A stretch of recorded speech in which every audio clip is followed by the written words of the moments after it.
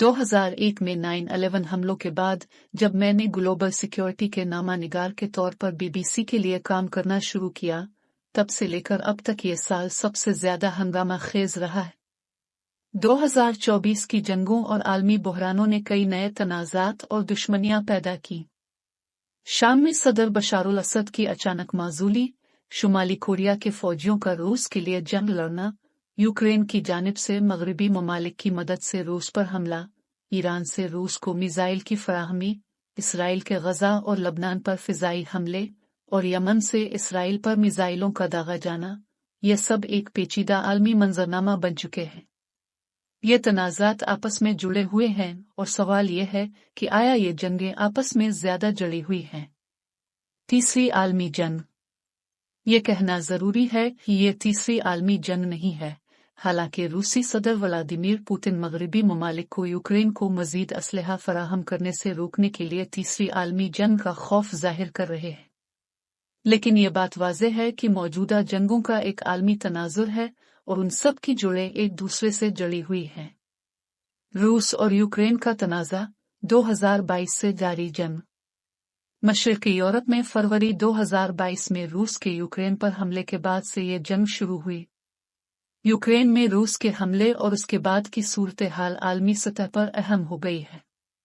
यूक्रेनी फौज के रुस्तम नोगोदीन का कहना था कि शुमाली कोरिया के फौजी जो रूस के लिए लड़ने आ रहे हैं, उनका जंग में हिस्सा लेना इस तनाज़े को नया रुख दे रहा है। ये फौजी यूक्रेन के लिए एक बड़ी परेशानी का सबब बन सकते हैं।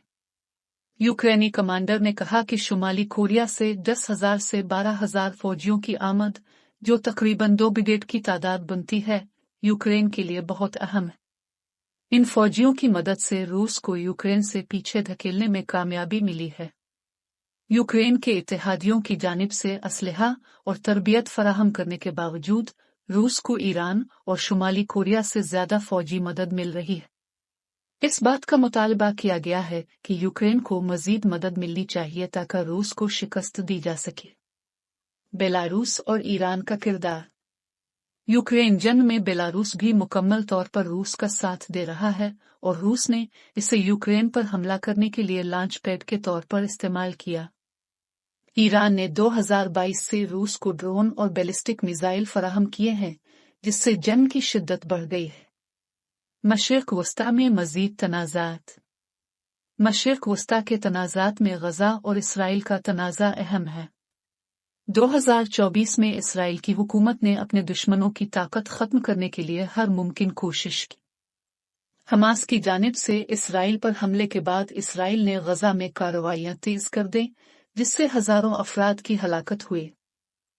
गजा में फ़लस्तीनियों की हलाकत और बेघर होने का सिलसिला जारी है और इसराइल हमास की अस्करी ताकत को मुकम्मल तौर पर खत्म करने का इरादा रखता है।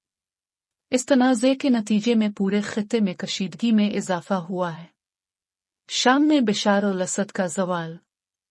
शाम में सदर बशार अल असद का अचानक ज़वाल एक गैर मुतवक्के वाक़या था। 15 दिन के अंदर ही दहशतगर्द तंजीम हैत तहरीर अल शाम ने पूरे शाम पर कब्जा कर लिया और बशार अल असद की हुकूमत का तख्ता उलट दिया। इस तब्दीली के पीछे कई आलमी अवामिल थे, जिनमें रूस और ईरान की अदम दिलचस्पी शामिल है। इसराइल और हमास के दरमियान जंग की सूरत हाल ने ईरान के हिमायत याफ्ता ग्रुपों पर भी असर डाला और रूस इसराइल की फिजाई कार्रवाइयों के बाद मोहतात हो गया। इन तमाम अवामिल के नतीजे में शाम में बशार अल असद की हुकूमत का खात्मा हो गया। लबनान और हिज़्बुल्लाह। हिज़्बुल्लाह लबनान का सबसे ताकतवर अस्करी ग्रुप है और इसराइल के लिए एक बड़ा चैलेंज है। इसराइल ने हिज़्बुल्लाह के खिलाफ कई हमले किए और उसकी ताकत को कमजोर किया। इसराइल और लबनान के दरमियान जंग में हजारों अफराद मारे गए और इसराइल ने हिज़्बुल्लाह को अपनी सरहदों से दूर करने का मकसद रखा। ईरान और उसके हिमायती गिरोह। ईरान ने कई मुसल्लह ग्रुपों को असलहा, पैसा और तरबियत फराहम की है जो इसराइल के मुखालिफ हैं। ईरान की हिमायत से हिज़्बुल्लाह और हमास जैसे गिरोह इसराइल के खिलाफ लड़ते रहे हैं। इसराइल की अस्करी कार्रवाइयों ने उन ग्रुपों को काफी कमजोर कर दिया है, लेकिन ये अभी तक खत्म नहीं हुए हैं। रूस और अफ्रीका। रूस ने लीबिया में अपने इत्तेहादी खलीफा हफ्तार के जरिए अपनी मौजूदगी को मजबूत किया है। अफ्रीकी ममालिक में रूसी ग्रुप वेगनर ने मगरबी फौजियों की जगह लेकर अपनी ताकत बढ़ाई है। इसके बदले में रूस को मदनियात के ज़खायर और दीगर फवायद हासिल हो रहे हैं। शुमाली कोरिया और रूस की दोस्ती। शुमाली कोरिया के फौजी यूक्रेन में रूस की मदद के लिए पहुंचे हैं और उसके बदले रूस की जानिब से शुमाली कोरिया को जदीद अस्करी टेक्नोलॉजी फराहम की जा रही है।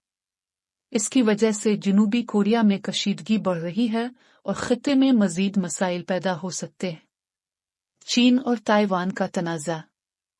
चीन और ताइवान के दरमियान कशीदगी मुसलसल बढ़ रही है। चीन ने ताइवान को वापस अपने साथ मिलाने का अज़्म जाहिर किया है और अगर ज़रूरत पड़ी तो ताकत का इस्तेमाल करने की धमकी दी है। इस तनाज़े ने पूरे खित्ते में चैलेंजेस बढ़ा दिए हैं।